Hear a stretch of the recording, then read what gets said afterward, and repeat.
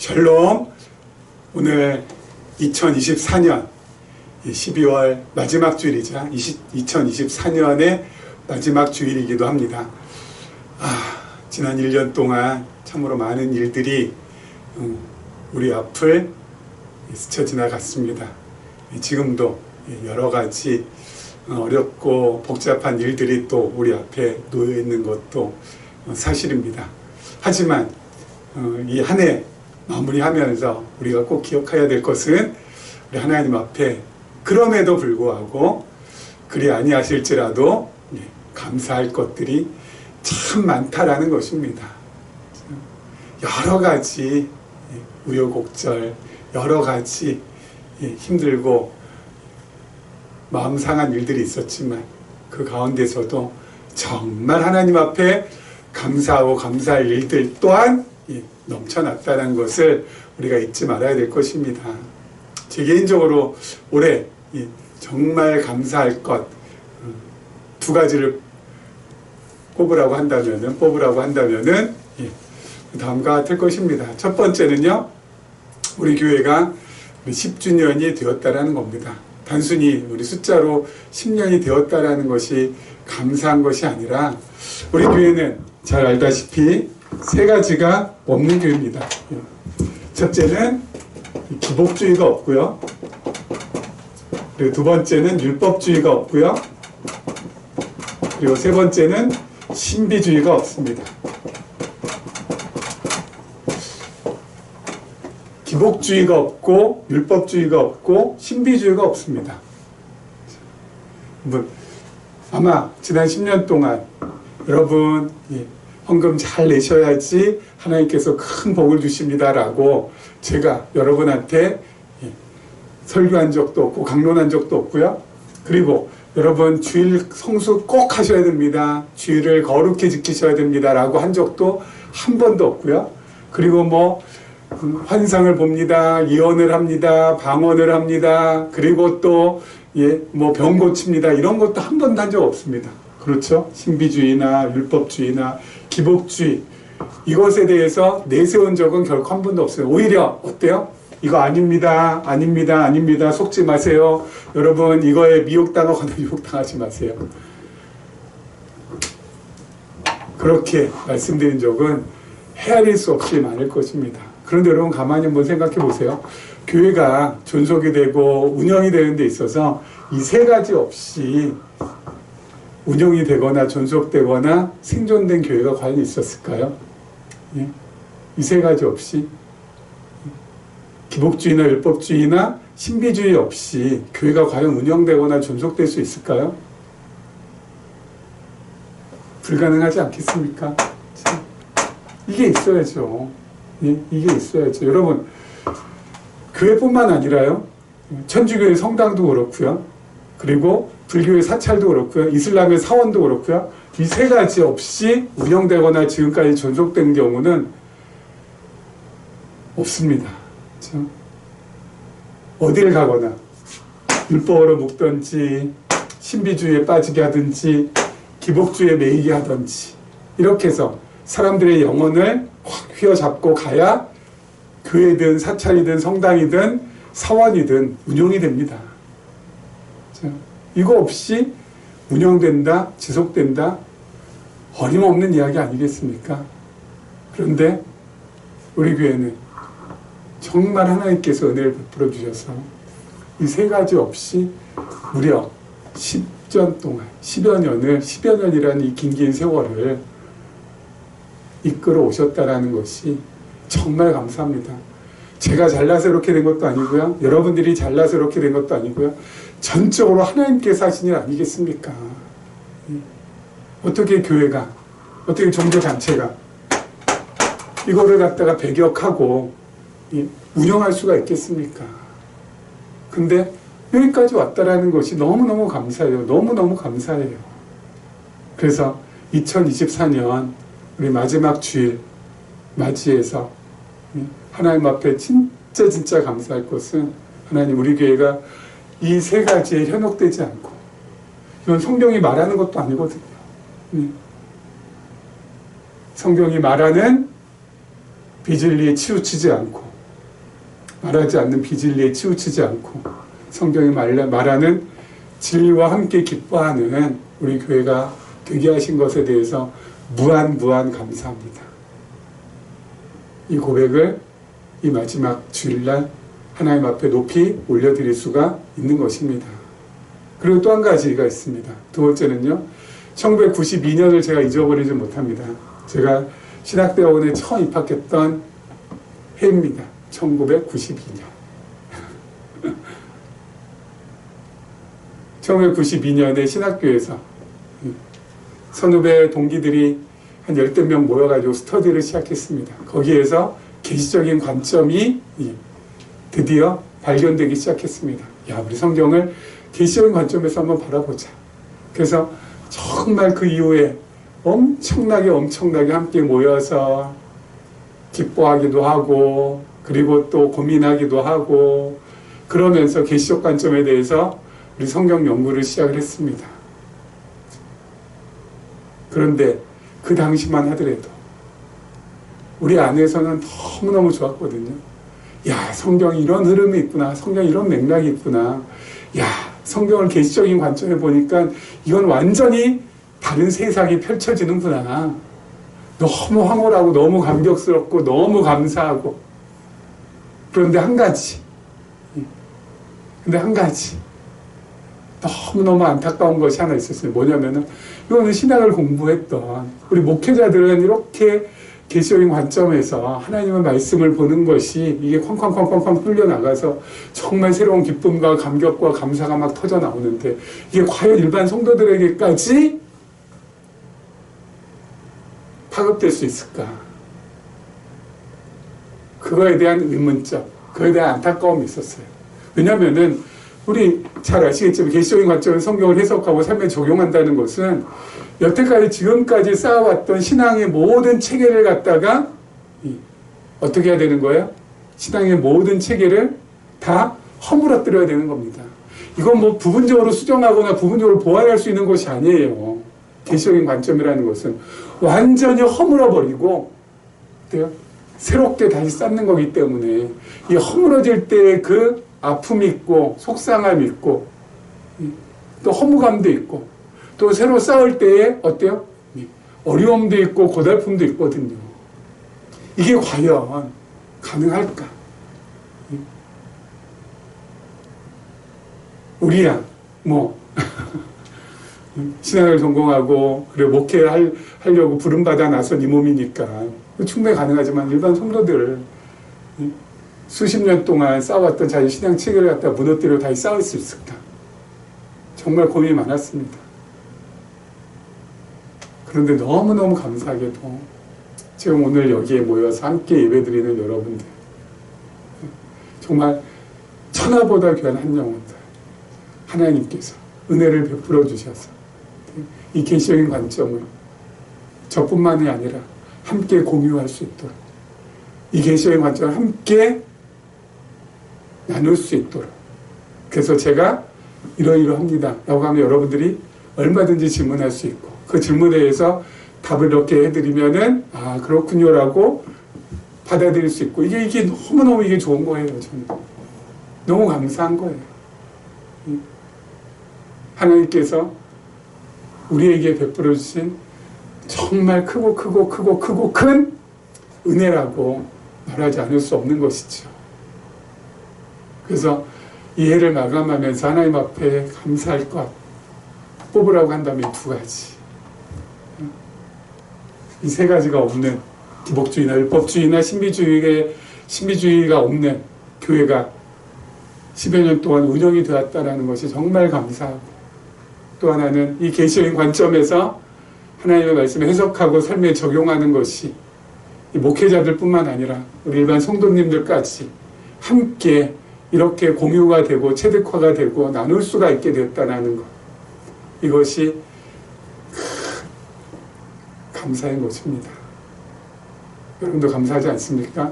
이런 감사를 안고 이 감사의 마음을 안고 계속해서 오늘 말씀 함께 살펴보도록 하겠습니다. 오늘 말씀 창세기 119번째입니다. 너무 멋있지 않나? 창세기를 우리가 119번째 함께 말씀을 나눌 수 있던 이 사실도 감사. 자, 우리 지난 시간에 이어서 계속해서 보도록 하겠습니다. 5절 말씀입니다.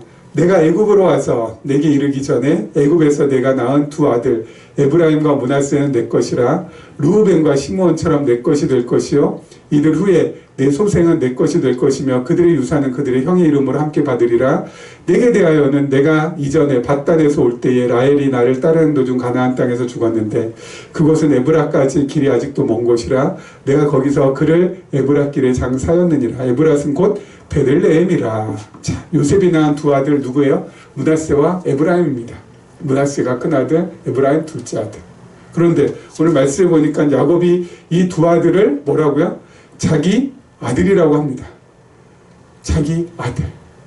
여러분, 아니 요셉이 낳은 두 아들인데 왜 야곱은 자기 아들이라고 할까요? 그러면 자기 손자지 이게 어떻게 아들이 될 것 같아요? 말이 안 되는 거잖아요. 그렇죠? 아니 에브라임하고 므낫세는 요셉의 아들이지 야곱의 아들이 아니다. 야곱의 손자지. 근데 왜 아들이라고 합니까? 요셉이 낳은 두 아들을 야곱이 양자로 삼았다는 겁니다. 자기 아들로 삼았다는 겁니다. 여러분, 이건 진짜 요셉에게 있어서는 너무너무 감사하고 감사한 복이 아닐 수가 없습니다. 여러분, 아브라함도요, 그리고 아브라함의 아들 이삭도요, 그리고 이삭의 아들 오늘 야곱도요, 자신의 아내를 전부 다 어디에서 구했습니까? 어느 종족에서 구했습니까? 아브라함은 자신과 같은 종족인 셈족의 아내를 구했습니다. 또 이삭도 아브라함이 멀리 메소포타미아에 보내가지고 리브가를 셈족입니다. 아내를 얻게 했습니다. 야곱 마찬가지로 어디에서요? 외삼촌 때 가서 라헬, 레아 전부 다 어디에 속하는 사람입니까? 셈족. 다 셈족이에요. 그런데 요셉은 어디에 속해 있습니까? 지금 애굽에 왔잖아요. 여기 애굽은 어느 종족이에요? 함족입니다. 함족은 애굽 사람뿐만 아니라 가나안 원래 거기에 있던 원주민들도 가나안 사람들도 함족입니다. 그래서 이스마엘이나 그리고 에서는 셈족의 아내를 얻은 것이 아니라 함족의 아내를 얻었잖아요. 가나안 여인들과 결혼했습니다. 그리고 그 언약 자손에서 이탈이 되었습니다. 탈락이 됐다고요. 이스마엘이나 에서는 언약 자손이 아니잖아요. 요셉도 어때요? 자신은 애굽 여인, 아브낫인가요? 애굽 여인과 결혼했습니다. 그럼 그 애굽 여인은 셈족이 아니잖아요. 함족이잖아요. 그러면 요셉의 아이들도 어때요? 언약의 자손에서 이탈을 해야 될 것 같아요. 그런데 이탈이 되지 않습니다. 왜 그럴까요? 왜 그럴까요? 함족하고 결혼했는데, 애국 사람하고 결혼했는데 그 사이에서 낳은 아들 므낫세하고 에브라임이 야곱이 자기 아들로 삼겠다는 겁니다. 언약 자손이 된다는 것입니다. 함족의 아내를 통해서 낳은 아이들인데도 불구하고 왜 그래요? 왜? 이유는 딱 한 가지. 뭐예요? 하나님께서 요셉은 물론이거니와 요셉의 자녀들도 자신의 언약의 자손으로 삼으실 것을 이미 창세 전에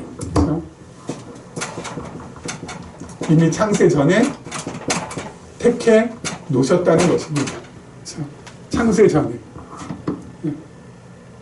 그래서 혈통이나 그거 따지지 않고 요셉이 잘나고 요셉이 엄청나게 애굽의 총리까지 해서 지위 높으니까 하나님께서 어여삐 보셔서 요셉의 자녀들을 언약 자손의 반열로 삼으신 것이 아니라는 것이죠. 창세 전에 하나님께서 이미 정해놓으신 그 뜻대로 지금 야곱이 요셉의 자녀들을 함족의 아내로부터 태어난 요셉의 자녀들을 자신의 자녀로 삼는다는 겁니다.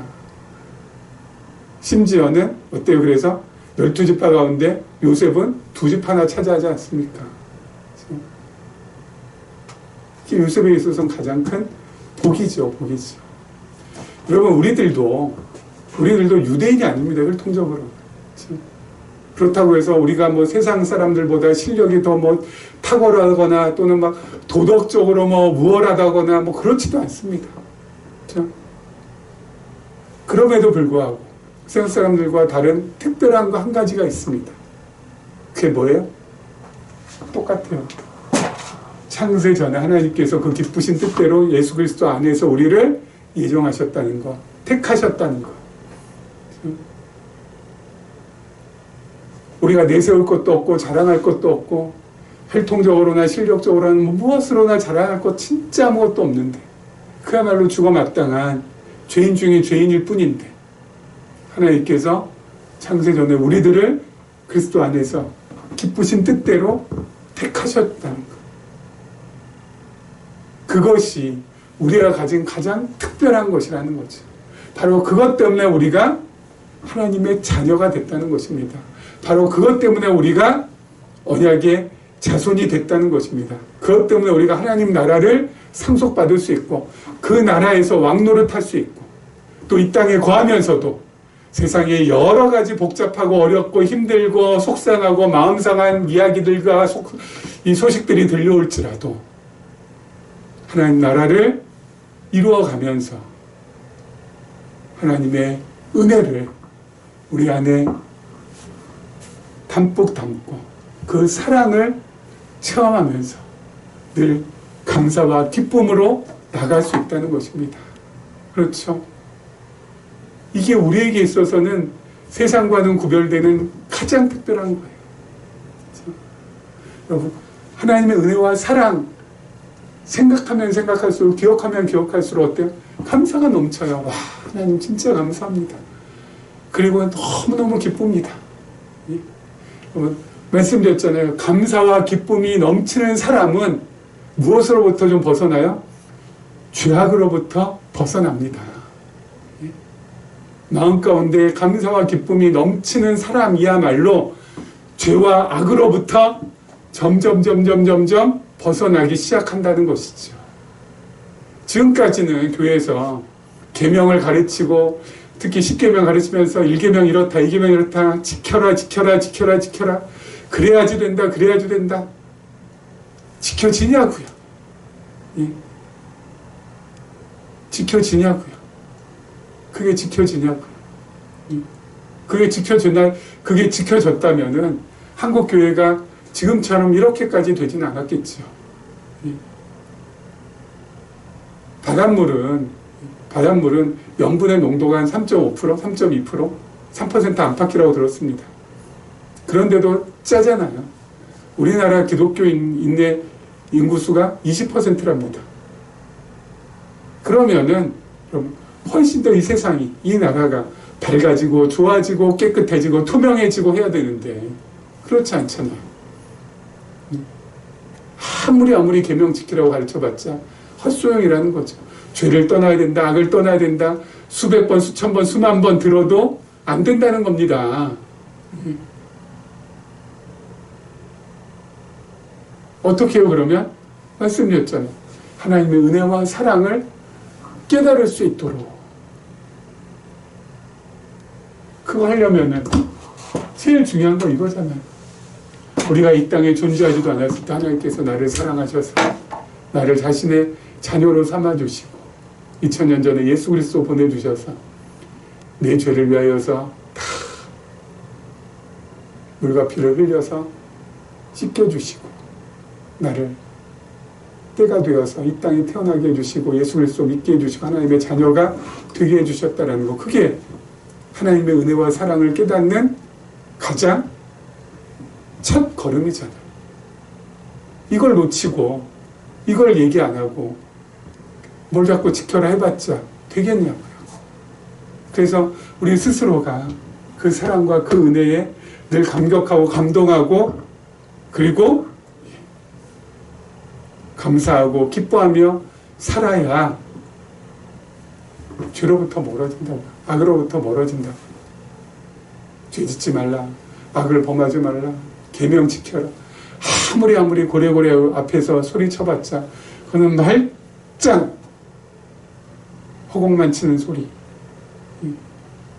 그야말로 의미 없는 소리. 중요한 건 이거지. 기초적인 관점에서는 가장 중요한 건 뭐예요? 우리가 하나님의 은혜와 사랑을 깨달아가는 것. 요셉, 혈통적으로, 그리고 세상적으로 하나님의 여태까지의 그 조상들의 패턴으로 봤을 때는 이거는 이탈이 돼야 되잖아요. 근데 이탈하지 않았다고요. 이탈하지 않았다고요. 그리고 언약자손으로 삼아주셨다고요. 하나님의 기쁘신 뜻이 그에게 임했으니까, 그 아들들에게 임했으니까 이게 가능한 것이지. 요셉이 뭐 통적으로 우월하고 그리고 뭐 세상적으로 뭐 출세하고 이래서 이게 가능했다는 것이 절대 아니라는 것을 꼭 기억해 주세요. 그리고 이게 전적으로 하나님의 은혜의 결과라는 것을 우리가 명심했으면 좋겠습니다. 그 은혜가 우리에게도 임했다라는 것 또한 꼭 기억하시면서 감사와 기쁨 잃지 않았으면 합니다. 자, 우리 그 다음 절 한번 보도록 하죠. 그 다음 절입니다. 자, 8절입니다. 이스라엘이 요셉의 아들들을 보고 이르되 이들은 누구냐? 요셉이 그의 아버지에게 이르되 이는 하나님이 여기서 내게 주신 아들들이니이다. 아버지가 이르되 그들을 데리고 내 앞으로 나아오라. 내가 그들에게 축복하리라. 이스라엘의 눈이 나이로 말미암아 어두워서 보지 못하더라. 요셉이 두 아들을 이끌어 아버지 앞으로 나아가니 이스라엘이 그들에게 입맞추고 그들을 안고 요셉에게 이르되 내가 네 얼굴을 보리라고는 생각하지 못하였더니 하나님이 내게 내 자손까지도 보게 하셨도다. 요셉이 아버지의 무릎 사이에서 두 아들을 물러나게 하고 땅에 엎드려 절하고 오른손으로는 에브라임을 이스라엘의 왼손을 향하게 하고 왼손으로는 므낫세를 이스라엘의 오른손을 향하게 하여 이끌어 그에게 가까이 나아가며 이스라엘이 오른손을 펴서 차남 에브라임의 머리에 얹고 왼손을 펴서 므낫세의 머리에 얹으니 므낫세는 장자라도 팔을 엇바꾸어 얹었더라. 여러분 앞에 보니까 야곱과 요셉의 대화 내용이 정말 아름답지 않습니까? 이토록 아름다운 대화가 이 세상에 있을까요? 이 대화가 왜, 이게 아름다울 게 뭐가 있나? 예? 진짜 이러한 대화는 엄청난 하나님의 은혜와 사랑이 임한 대화입니다. 왜 그럴까요? 자, 이스라엘이, 요셉이 아버지 야곱에게 뭐라고 합니까? 하나님이 여기서 내게 주신 아들들이입니다. 그리고 야곱은 뭐라고 합니까? 하나님이 내게 내 자손까지도 보게 하셨도다. 제가 이토록 아름다움을 본 적이 없다라고 말씀드린 이유가 바로 이겁니다. 뭐예요? 주어가, 이들 대화의 주어가 하나님이라는 거. 대화의 주어가 하나님이에요. 요셉도 하나님께서 이 땅에서 내게 주신 아들들입니다. 야, 하나님께서 내게 네 자손들까지 내게 보게 하시는구나. 야곱이. 주어가 하나님이에요. 하나님. 주어가 하나님이라는 것은 이 두 사람이 인생의 우여곡절과 인생의 정말 엄청난 시련을 통하여서 하나님의 은혜를 깊이 깨달았다라는 반증이기도 합니다. 하나님의 은혜를 깊이 깨닫지 않은 사람들은 주어가 하나님일 수가 없거든요. 대부분 어떻게 나와요? 내가 나오지. 아버지, 내가 이 땅에서 총리도 하고 출세도 하고 그래서 정말 내가 이 땅에서 아주 잘 낳은 이 두 아들입니다. 그렇게 소개할 수도 있죠. 근데 그게 안 돼요. 야곱도 내가 평소에 건강관리 잘해서 이렇게 오래 살다 보니까 내 자손까지 보는구나. 자기 자랑 앞서지 않아요. 둘 다 하나님이 왜 그럴까요? 내가는 진실이 아니니까. 그걸 깨달은 거죠. 내가 한 것이 아니다. 하나님이 하게 하신 것이다. 내가 잘나서 된 것이 아니다. 하나님께서 나를 긍휼히 여기셔서 하게 하신 것일 뿐이다. 이거거든요. 여러분, 이것은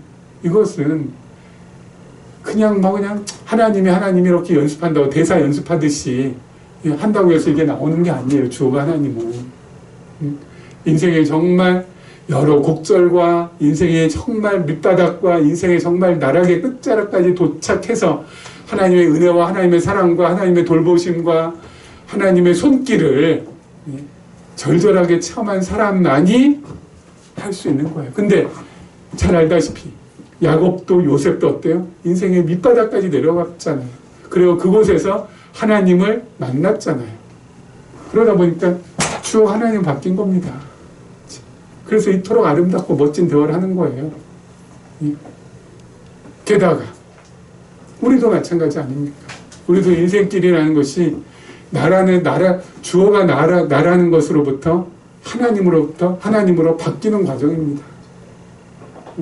주어가 나에서 하나님으로 바뀌어야 아까 말씀드린 정말 감사도 나오고 기쁨도 넘쳐나는 거거든요. 주어가 아직까지 나로 딱 자리 잡고 있으면 감사도 없고 기쁨도 없습니다. 늘 세상 유혹에 이리저리 끌려다니기 바쁩니다. 주어가 나일 때는. 근데 주어가 하나님 바뀌면은 모든 것이 차단되고 감사하고 기쁘고 평안하고 안전하게 나갈 수가 있는 것이죠. 그래서 하나님께서 우리에게 어때요? 시련도 주시고 우여곡절도 주시고 고난도 주신다는 것입니다. 그런데 중요한 것은 여러분, 미리 예측 가능하고 미리 준비할 수 있고 대처할 수 있는 것을 하나님께서 주실까요? 아니면 전혀 예측 불가능하고 도저히 이거는 어째 이런 일이라고 놀라움을 갖다가 지어낼 수 있는 느닷없고 갑작스러운 그런 일들을 하나님께서 주실까요? 전자일까요? 후자일까요? 후자를 주시겠죠. 느닷없는 일, 갑작스러운 일, 야 이거 어떡하냐 라고 부들부들 떠는 그런 일들 하나님께서 다이나믹하게 주시는 거죠. 왜요? 그래야 우리가 주어가 바뀔 수 있거든요. 미리 계획되고 준비된 것은 내가 잘나서 내 실력으로 내 경험으로 다 준비가 되어서 내가 한 거지. 그러니까 뭐예요? 주어가 안 바뀌어요. 근데 하나님은 우리의 인생길 살게 하신 것은 주어 바뀌게 하시는 건데. 그러자면 느닷없는 일, 갑작스러운 일, 당황스러운 일 하나님께서 마구 던져주시는 거죠. 그래야 바뀌니까. 그래서 우리의 우리의 삶의 과정이 역동적이고 다이나믹할 수밖에 없는 것입니다. 그것은 하나님께서 나를 미워하는 것이 아니라 사랑하시기 때문에 그렇게 하신다는 것이죠. 기억해 주시기 바라고요. 마지막으로 여러분, 야곱이 므낫세하고 에브라임, 므낫세가 장자고 에브라임이 차자입니다. 그러면 장자에게 주로 축복할 때는 장자에게 오른손을 얹고 차자에게는 왼손을 얹습니다. 그런데 야곱이 어때요? 이렇게 얹어야 되는데 이렇게 어긋나게. 이거 왜 이렇게 하는 걸까요? 왜? 이게 뭡니까? 오른손을 에브라임으로 왼손을 므낫세로. 아니 오른손을 에브라임에게 하는 게 양팔 쭉 뻗는 게 낫지 어긋하게 하는 게 이게 낫습니까? 요셉도 어때요? 양팔 쭉 뻗으시라고 이 두 아들들을 아버지 앞에 딱 그렇게 무릎 꿇려 놨는데 아버지는 어때요? 어긋난다고요. 어긋난다고. 왜 이렇게 할까요? 왜? 여기서 알아야 될 거. 축복은 사람의 뜻과 사람의 의지에 달려있지 않다는 거. 요셉은 축복의 주관자가 아니라는 거. 야곱은 축복의 주관자가 아니라는 거. 그래서 자기 마음대로 야곱 마음대로 하면 어때요? 장자인 므낫세에게 오른손을 얹어야지 이게 야곱 마음대로 하는 거죠. 야곱 뜻대로 하는 거예요. 장자니까. 근데 어긋나게 얹어요. 야곱이 축복의 주관자가 아니라는 겁니다. 그럼 누가 축복의 주관자예요? 하나님이. 야곱은 축복의 통로일 뿐이에요. 하나님께서 축복의 주관자 하나님께서 누구에게 손을 얹게 하셨어요? 에브라임에게, 차자에게. 왜요? 그게 하나님의 뜻이고 하나님의 의지니까. 차자에게 왼손을 얹어야 되는데 차자에게 오른손을 얹어요. 에브라임을 하나님께서는 어때요? 창자로 삼고 싶어 하신다는 것이죠. 야곱은 축복의 통로이기 때문에 하나님께서 그렇게 하신다는데 어긋하는 거죠. 어긋. 여러분, 사람의 계획, 사람의 뜻, 사람의 의지대로 되지 않는다는 것입니다. 이걸 아셔야 돼요. 이걸 아셔야 돼요. 사람이 아무리 애써봤자, 아무리 내가 에브라임을 갖다가 므낫세를 장자로 삼고 싶어 할지라도 하나님의 뜻은 어디에 있어요? 에브라임에게 있으면 에브라임에게 장자의 복이 가는 거예요. 사람 마음대로 되는 거 하나도 없다는 거. 이걸 좀 우리가 깨달아야 됩니다. 사람 계획대로, 뜻대로, 의지대로 되지 않습니다. 하나님의 뜻과 계획과 의지대로 되는 겁니다. 그렇기 때문에 무슨 일이 잘 안 된다고 해서 짜증낼 필요도 없고요. 무슨 일이 잘 된다고 해서 희낙낙할 필요도 없습니다. 왜요? 하나님께서 되고 안 되는 것을 결정하는 것이지 나한테 달린 것이 아니니까. 안 되면 안 되는 대로, 되면 되는 대로 하나님의 뜻이 있는 거고 하나님의 계획이 있는 거고 하나님께서 주관하시는 거 아니겠습니까? 우리는 거기에 그냥 따라가면 되는 거예요. 거기에 맞서봤자 정말 아무 소용이 없습니다. 그냥 따라가면 되는 거예요. 따라가면. 그래서 잘 되면 잘 되는 대로, 안 되면 안 되는 대로 하나님 앞에 나가면 되는 겁니다. 우리 전도서 우리가 강론할 때도 늘 말씀드린 것처럼 어떤 일이 잘 될 때는, 어떤 일이 형통하게 될 때는 하나님께 감사하면 되는 거고, 어떤 일이 안 될 때는, 어떤 일이 꼬일 때는 하나님을 깊이 생각하고 하나님 앞에 기도하면서 하나님께 나가면 되는 겁니다. 그래야 마음의 평정을 늘 유지할 수 있잖아요. 그래야 마음의 평안을 늘 유지할 수 있잖아요.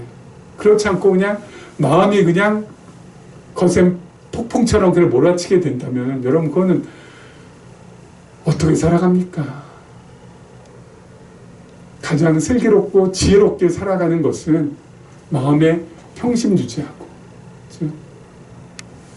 잘 된 것도 잘 안 된 것도 다 하나님의 뜻으로 받아들이면서 감사할 때 감사하고 기도할 때 기도하면서 그렇게 나아가는 것이 하나님 앞에 알차고 멋지고 보람있게 살아가는 정말 슬기롭고 지혜 있는 사람의 삶의 자세라고 할 것입니다.